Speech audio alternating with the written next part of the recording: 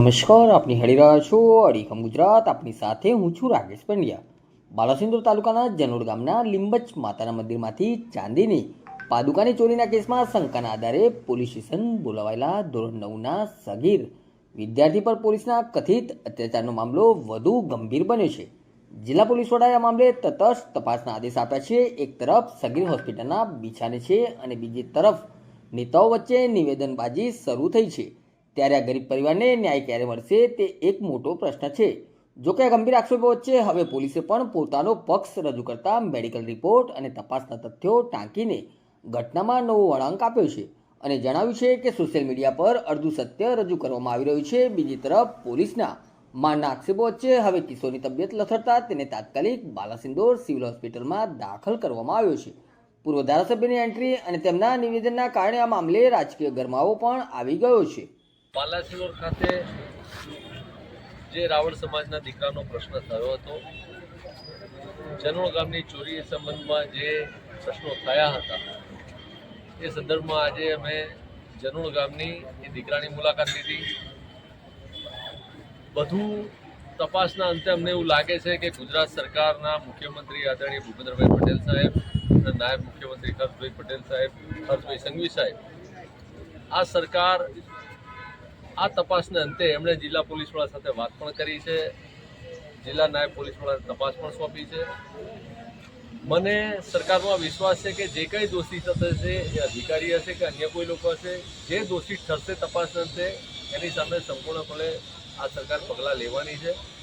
પણ માત્ર આ એક બનાવનો ઉપયોગ કરીને રાજકીય રોટલા શેકવા ઘણા લોકો, અન્ય આગેવાનો આ કિસ્સામાં રસ લઈને આખા કિસ્સાને જુદી રીતે મૂલવી રહ્યા છે. મારી સૌ પ્રજાજનોને વિનંતી છે, આ બાલાસિનોરનો પ્રશ્ન છે. બાલાસિનોરનો પ્રશ્ન ઉકેલવા માટે અમારી ટીમ, બાલાસિનોરના આગેવાનો સક્ષમ છે. બાકીના લોકો આવીને બાલાસિનોરનું વાતાવરણ ન ડોળે એ મારી સૌને વિનંતી છે. અને સરકાર સરકારનું કામ કરશે. પોલીસ વડામાં અમને વિશ્વાસ છે અને તપાસ અંતે જે કોઈ અધિકારી હશે કે પદાધિકારી હશે, જે કંઈ હશે એની સામે પગલાં સરકાર ચોક્કસપણે લેશે એવો અમને વિશ્વાસ છે. બાલાસિનોર રૂરલ પોલીસ ઇન્સ્પેક્ટર અને સ્ટાફ દ્વારા સગીરને ઢોરમાર મારવામાં આવ્યો હોવાની ગંભીર આક્ષેપો પરિવાર દ્વારા કરવામાં આવ્યા છે. આ ઘટના બાદ કિશોર સતત ડગાઈ ગયો હતો. દરમિયાન અચાનક તેને વધુ પડતી ગભરાહટ અને ઉલટીઓ થવા લાગતા પરિવારજનો ચિંતામાં મુકાઈ ગયા હતા. તેની તબિયત વધુ લથડતા તેને તાત્કાલિક સારવાર માટે બાલાસિનોર સિવિલ હોસ્પિટલમાં ખસેડવામાં આવ્યો છે, જ્યાં હાલ ડોક્ટરોની દેખરેખ હેઠળ તેની સારવાર ચાલી રહી છે. સગીર હોસ્પિટલમાં દાખલ થતાં જ બાલાસિનોરના પૂર્વ ધારાસભ્ય રાજેશભાઈ પાઠક હોસ્પિટલ દોડી આવ્યા હતા અને વિદ્યાર્થી અને તેના પરિવારના ખબર અંતર પૂછ્યા હતા. જોકે તેમણે આ ઘટના અંગે આપેલા નિવેદનથી રાજકીય માહોલ ગરમાયો છે. ઉલ્લેખનીય છે કે અગાઉ બાયડના ધારાસભ્ય ધવલસિંહ ઝાલા અને વર્તમાન ધારાસભ્ય માનસિંહ ચૌહાણે પણ પીડિતની મુલાકાત લીધી હતી. ત્યારે પૂર્વ ધારાસભ્યના નિવેદનને રાજકીય દ્રષ્ટિએ ખૂબ સૂચક માનવામાં આવી રહ્યું છે. પોલીસ પણ લાગેલા ગંભીર આરોપો બાદ પોલીસ તંત્ર દ્વારા સત્તાવાર ખુલાસો કરવામાં આવ્યો છે. સૌથી પહેલા તો આપને એક્ઝેક્ટ ઘટના શું બની એ આપને હું જણાવવા માંગીશ. બાલાસિનોર તાલુકાના એક ગામમાં 20મી જાન્યુઆરીના રાત્રિના રોજ એક ચોરી થાય છે. માતાજીનું મંદિર છે, ત્યાં એમના ચરણ પાદુકા, જે ચાંદીના ચરણ પાદુકા છે, જેની અંદાજિત વજન 400 ગ્રામ જેટલું હતું, એની ચોરી થઈ હતી. બીજા દિવસે પૂજારીને આ ચરણ પાદુકા ના દેખાતા એમણે ગામના આગેવાનો છે એમને ભેગા કરીને એમણે તપાસ કરી કે એક્ઝેક્ટલી ચોરી કઈ રીતે થઈ છે. હવે આ જે મંદિર હતું એમનો જે મેન ગેટ હતો એ ગેટનો દરવાજો લોક હતું એ તૂટ્યું ન હતું. અંદર જે સેકન્ડ ગેટ હતો એ સેકન્ડ ગેટનો લોક ખુલ્યું હતું અને આ લોક ટેબલ પર મૂકવામાં આવ્યું હતું. અને જે ચરણ પાદુકા કાચના બોક્સમાં હતા, આ કાચનું બોક્સ તૂટ્યું હતું અને ચરણ પાદુકા ગુમ થઈ હતી. હવે જે આ મંદિરની ચાવીઓ છે એ માત્ર 2 વ્યક્તિઓ જોડે રહેતી હતી, એક પૂજારી જોડે અને બીજા એક સફાઈ કર્મચારી જોડે. આજે સફાઈ કર્મચારી બેન છે એ છેલ્લા 1-1.5 મહિનાથી બીમાર હતા, તો એમની જગ્યા પર આજે સફાઈનું કામ છે એમના દીકરા અને દીકરી દ્વારા કરવામાં આવતું હતું. હવે જે આ કાયદામાં સંઘર્ષમાં આવેલું બાળક છે એના પર શંકાના બીજ ક્યાં રોપાયા? તો આ જે દિવસે ચોરી થઈ હતી એ દિવસે સવારે આ જે કાયદામાં સંઘર્ષમાં આવેલું બાળક છે એણે સફાઈ કરી હતી. એને જ્યારે ગામના આગેવાનો દ્વારા બોલાવવામાં આવ્યું અને પૂછપરછ કરવામાં આવી તો એમણે જણાવ્યું કે હા, આજે મેં કચરા પોતું કર્યું હતું, પરંતુ ગામના આગેવાનોએ જ્યારે પોતું જોયું તે પોતું ભીનું નહોતું. તો એ સમયે ગામના આગેવાનોને લાગ્યું કે કદાચ બની શકે કે આ કૃત્ય આ કિશોર દ્વારા કરવામાં આવ્યું હશે. આ ઘટનાની જાણ બાલાસિનોર તાલુકા પોલીસ સ્ટેશનમાં થતા બાલાસિનોર તાલુકા પોલીસ સ્ટેશન દ્વારા એમના પિતાને એક નોટિસ આપવામાં આવી હતી અને પોલીસ સ્ટેશન હાજર રહેવા માટે જણાવવામાં આવ્યું હતું. જે દિવસ 29 તારીખે એમના મધર ફાધર પોલીસ સ્ટેશન આવ્યા છે અને એમણે જણાવ્યું કે આજે કાયદાના સંઘર્ષમાં આવેલું બાળક છે એની પરીક્ષા છે, તો બપોર પછી અમે એમને રજૂ કરશું. તો પોલીસે એમની આ જે રિક્વેસ્ટ હતી એને માન્ય રાખીને સાંજના સમયે એ એમના સંબંધી જોડે પોલીસ સ્ટેશન આવે છે. ત્યારબાદ એમની પૂછપરછ થાય છે. આ બાળક છે, આ કાયદાના સંઘર્ષમાં આવેલું બાળક છે, એ ઘરે પહોંચી જાય છે 29 તારીખે.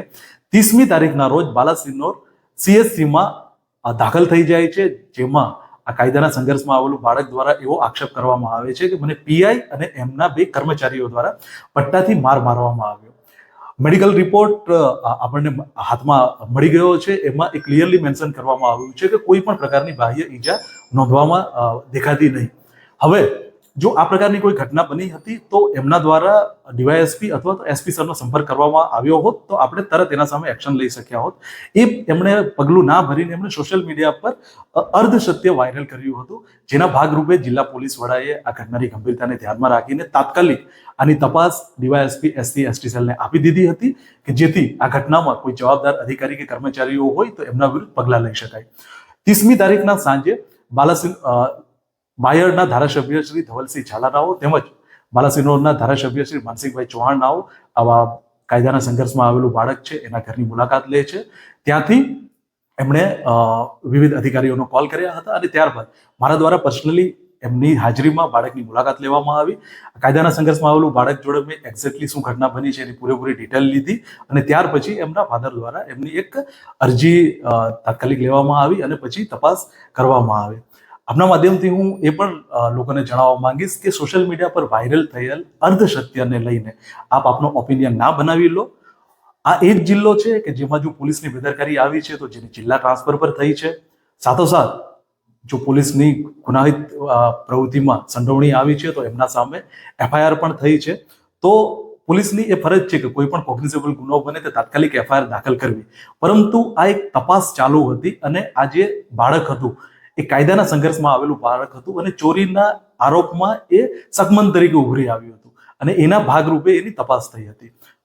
પોલીસ સ્ટેશન જ્યારે બાળકને બોલાવવામાં આવ્યો તો એ સમયના પોલીસ સ્ટેશનમાં CCTV ફૂટેજ તેમજ એ સમયે હાજર તમામ અધિકારી કર્મચારી અન્ય વ્યક્તિઓ તેમજ મેડિકલ રિપોર્ટ આ તમામ બાબતો છે એના ધ્યાનમાં લઈને DYSP SC/ST સેલ દ્વારા તપાસ કરવામાં આવી રહી છે. અત્યારે તપાસના અંતે જો એવું કોઈ ફલિત થશે કે પોલીસે ઇન્ટ્રોગેશન સમયે બળ પ્રયોગ કર્યો હતો તો ડેફિનેટલી જે અધિકારી કર્મચારીઓ છે એમના વિરુદ્ધ પગલાં લેવામાં આવશે. આ પોલીસ સ્ટેશનમાં એક ચાઇલ્ડ ઓફિસરની નિમણૂક કરવામાં આવેલી હોય છે. જ્યારે પણ આવી રીતે કાયદાના સંઘર્ષમાં આવેલું બાળક હોય તો એની હાજરીમાં જ એનું નિવેદન લેવામાં આવે છે. સાથોસાથ કાયદો એ પણ કહે છે કે બાળક 18 વર્ષથી ઓછી ઉંમરનું કોઈ વ્યક્તિ કે બાળક છે એ ગભરાઈ ના જાય એના માટે પોલીસ પોતાના યુનિફોર્મમાં નહીં રહીને ફોર્મલ ક્લોથમાં રહીને આવા બાળકનું સ્ટેટમેન્ટ, નિવેદન કે પૂછપરછ કરી શકશે. PI રજા પર ગયા છે. આજે તપાસ છે એમના પર પણ આક્ષેપ થયા છે તો તપાસમાં એમનું કોઈ ઇન્ટરફિયરન્સ ના રહે ક્યાં તો બીજા કોઈ એલિગેશન ના થાય એટલા માટે રજા પર છે. પોલીસ દ્વારા જે ધારાસભ્યશ્રીઓ હતા એમની રજૂઆત હતી કે તાત્કાલિક ધોરણે એમના સામે FIR દાખલ કરવામાં આવે, પરંતુ એક બાજુ તપાસ ચાલુ હતી DYSP SC/ST સેલ દ્વારા. તપાસના અંતે જો કોઈ પણ મતલબ બેદરકારી દેખાશે તો એમના સામે FIR પણ દાખલ કરવામાં આવશે. સાથોસાથ એમના વિરુદ્ધ ખાતાકીય તપાસ પણ હાથ ધરવામાં આવશે. ચોરી થઈ હતી એની ફરિયાદ એમની ઇનિશિયલી અરજી આવી હતી પોલીસ સ્ટેશનમાં. એકચ્યુઅલી થયું હતું કે એમણે પોતાની ફરિયાદમાં એવું જણાવે છે જે પૂજારી અને ગામના આગેવાનો છે કે આજથી 2 વર્ષ પહેલા પણ ત્યાં એક ચોરી થઈ હતી, પરંતુ બીજા દિવસે આ જે પૈસાની ચોરી થઈ હતી એ ફરી પાછા ત્યાં મૂકી ગયા હતા માતાજીના ડરથી. તો એમણે ઇનિશિયલી એટલા માટે ફરિયાદ નહોતી આપી કે કદાચ એમને લાગ્યું કે કદાચ આવી ઘટના ફરી પાછી બને અને જે ચાંદીના પાદુકા છે એ ફરી પાછા મૂકી જાય, પરંતુ સ્ટાર્ટિંગમાં એમણે અરજી આપી હતી અને ત્યાર પછી એના આધારે તપાસ કરવામાં આવી હતી.